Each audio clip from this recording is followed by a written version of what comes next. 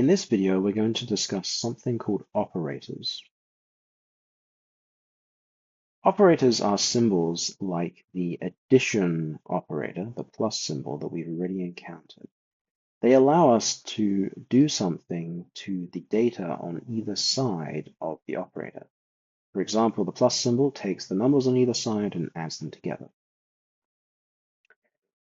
Here are some other operators. A lot of these are similar to things you might be familiar with from math. So we have the addition operator, the plus symbol. We also have the subtraction operator. For multiplication, we have to use the little asterisk or star symbol. And for division, we use a slash.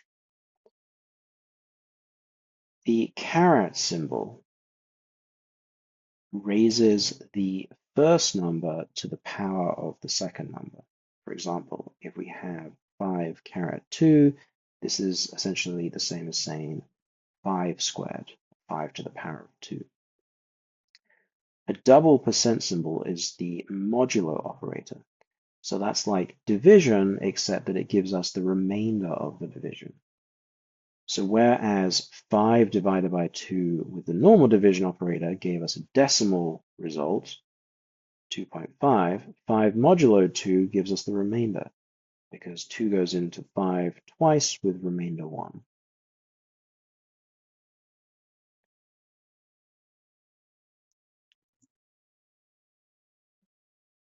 Just like in normal math, we can do calculations in R with multiple operators.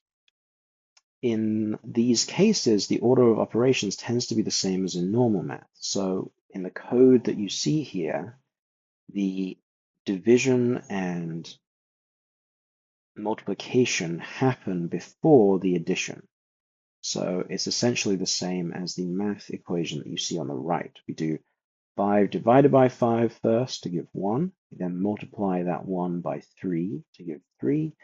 Then we square 3 to give us 9. And finally, we go back to the start of the line of code and add 9 and 3 together to give us the result of 12. The order in which operators are calculated is called operator precedence. And it's important to keep that in mind when you're writing code with operators to make sure that your code is going to do what you think it's going to do.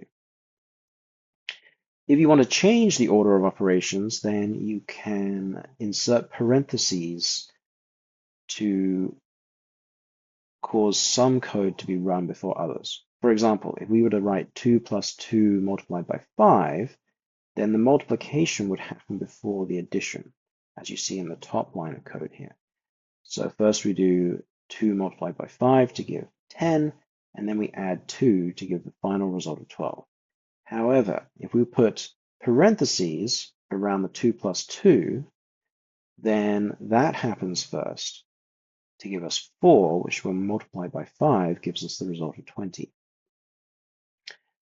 One thing to bear in mind when you're using parentheses like this is that you need to make sure that if you have an opening parenthesis, you also have a closing parenthesis.